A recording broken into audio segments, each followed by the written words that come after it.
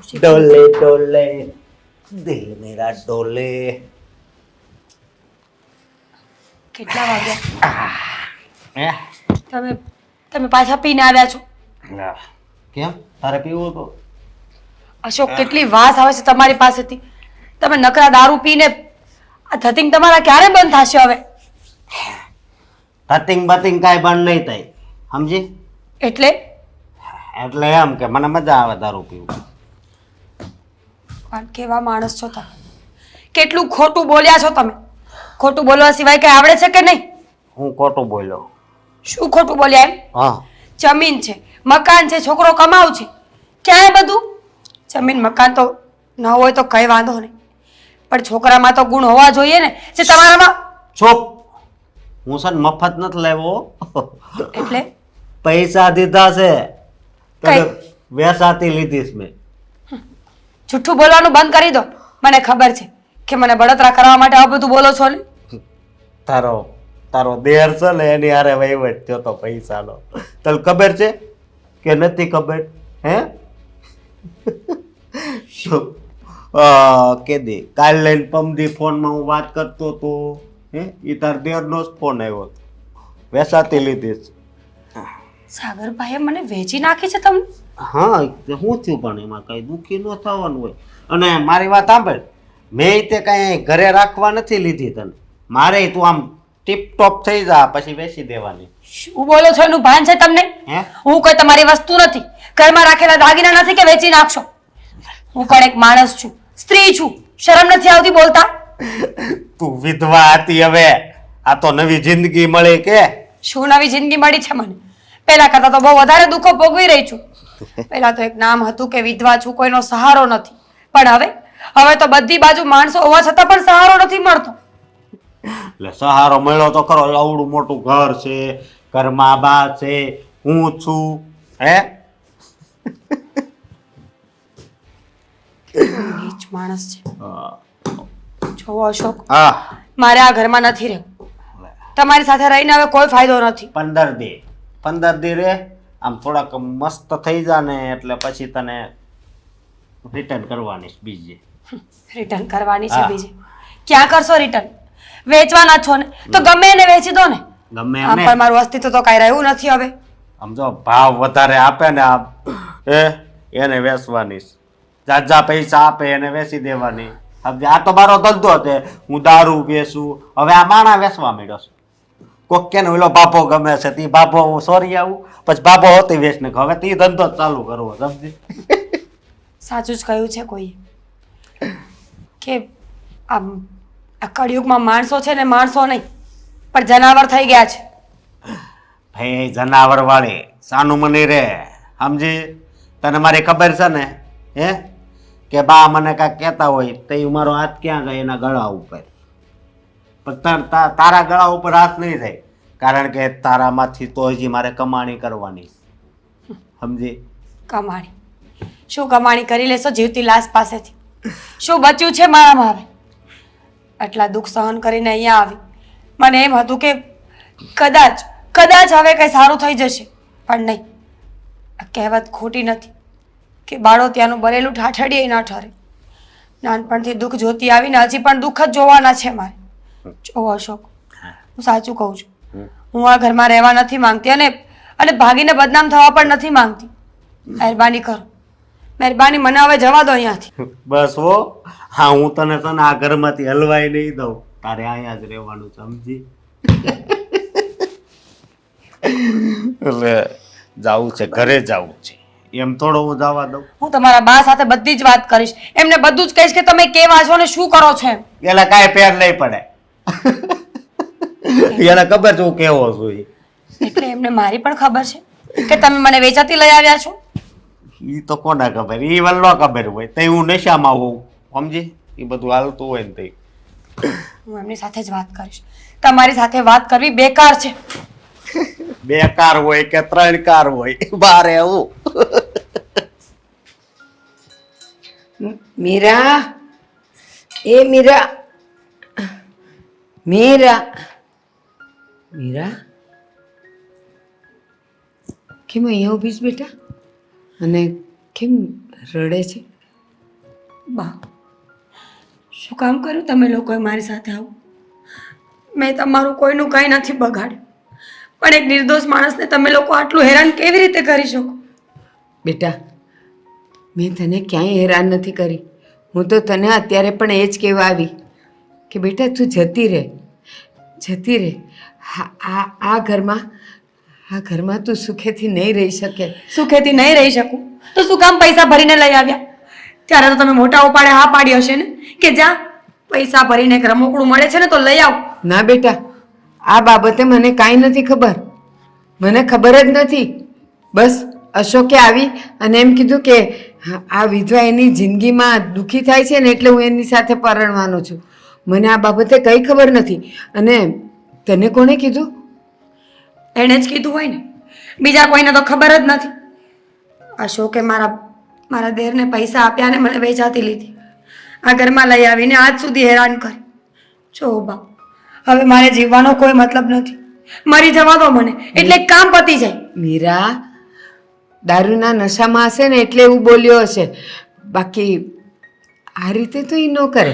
હા, એ દારૂડિયો છે, ગાંજો ચરસ જે પણ કંઈ લેતો હશે, પણ આટલું તુચ્છ કામ તો એ ન જ કરે બેટા. શું ન કરે? એક વખત બોલ્યા ને તો મને વિશ્વાસ નહોતો આવ્યો. મને પણ તમારી જેમ એવું જ લાગ્યું કે દારૂના નશામાં બોલે છે, પણ નહીં, એ સાચું બોલતા હતા. એકદમ 100% સાચી વાત છે કે મને તમે લોકો રૂપિયા ભરીને આ ઘરની વહુ બનાવીને લાવ્યા છો. શ્વાસ રૂંધાય છે આ ઘરમાં, મારો જીવ મૂંઝાય છે આ ઘરમાં. તને હેરાન થતી જોઈને મને નથી ગમતું. અને તું જે આ બાબત કહે છે ને એ તો મને સાચું કહું ને, મને સપને ખ્યાલ નહીં કે આવી રીતે એ લાવ્યો હશે. અને જેટલી વાર હું એને સમજાવતી રહી કે બેટા એ વિધવાની જિંદગી એકવાર તો બગડી ચૂકી છે, એનો ઘરવાળો મરી ગયો એમાં, અને પાછો તું આવો વ્યસની દારૂ પીને આવે ને એની જિંદગી ખરાબ કરે છે, એની આતડી તું બાળીશ ને તું ક્યાંય સુખી નહીં થાય. પણ ના, જીદ લઈને બેઠો હતો અને એણે પૈસા એની પાસેથી લીધા હશે એ મને ખબર પણ નથી. જે હોય તે, હવે શું કરવું ને વિચારવાની વાત તો એ છે. જ્યારથી આ ઘરમાં આવી ત્યારથી દુઃખી છું. અશોક રોજ દારૂ પીને આવે છે, મારે છે, હેરાન કરે છે, ગાળો બોલે છે. મારો પતિ બહુ સારો હતો, પણ ખબર નહીં કુદરતને મંજૂર જ નહોતું કે હું ખુશ રહું, એટલે મને આટલી નાની ઉંમરમાં વિધવા બનાવી અને આ દિવસો જોવા પર મજબૂર કરી. બેટા એક કામ કર ને, તને એ જે ઘરેથી લાવ્યો ને એ ઘરે જ પાછી જતી રહે ને, ત્યાં જતી રહે બેટા. પૈસા છે ત્યાં પૈસા આપવા પડશે ને, કારણ કે એ લોકો તો હવે પૈસાથી સોદા કરવા લાગ્યા છે. જો હું ત્યાં પણ જવા નથી માંગતી. હવે ફક્ત ને ફક્ત મારે એ વિચારવાનું છે કે જો આ મારું ઘર નથી, એ મારું ઘર નથી, તો મારું ઘર છે ક્યાં? સાચું કહું ને, આ સાંભળીને તો મને એમ થાય છે કે ધરતી મારગ આપે ને તો હું સમાઈ જાઉં. મારો છોકરો આટલી હદે નીચે પડે, દારૂ પીતો તો, જુગાર રમતો તો, ગાંજા ચરસ જે લેતો તો, પણ લગ્નની બાબતમાં અરે એણે કીધું ને તો પણ મને નવાઈ લાગી કે એ છોકરીએ હા કેવી રીતે પાડી હશે લગ્ન કરવાની. પણ આજે તું મને જ્યારે કહે છે ને ત્યારે બધી વાત મને સમજાય છે કે નક્કી એ લોકોએ તારો સોદો કર્યો, પણ શું કામ કર્યો એ મને હજી નથી ખબર પડતી. પૈસા જ હશે ને, પ્રોપર્ટી, બીજું શું હોય? પ્રોપર્ટી સિવાય એ લોકોના મનમાં કાંઈ નથી. પ્રોપર્ટી એટલે તું કહેવા શું માગે છે? એ લોકોએ પ્રોપર્ટીમાં તને ભાગ ન આપવો પડે એટલે તારો સોદો કરીને તારા લગ્ન કરાવ્યા? હા, જેથી કરીને 2-5 લાખ રૂપિયામાં બધું પતી જાય અને પાછળની બધી મિલકત એ લોકોને મળી જાય. ના, કોઈ વિધવા દીકરીને હું આ રીતે તો દુઃખી નહીં જ થવા દઉં. હું તને ત્યાં લઈ જાઉં છું.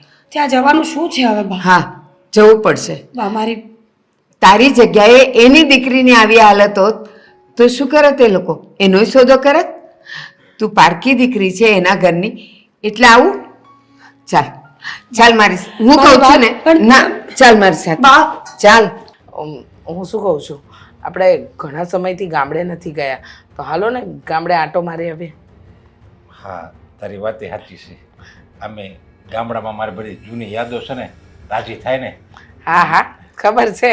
આ તમારા બધા દોસ્તારો મળશે અને પેલા રવજી કાકા એમને ત્યાં જઈને જે પેલી આમ બીડીઓ ફૂંકતા હતા ને બાપુજી વાત કરતા હતા એ બધું જૂનું તમારું તાજું થાય. અરે ઈ પેલા અમુક પાપલા હોય ને એ ચોરે બેઠા હોય ને ઈ એને બીડી અડધી પીએ આમ નાખી દે ને ઈ ઠૂઠા અમે પીતા કારણ કે બીજા નવીને તો કઈ ફજ્જા હોય નહીં. હા ખબર છે એટલે જ તો.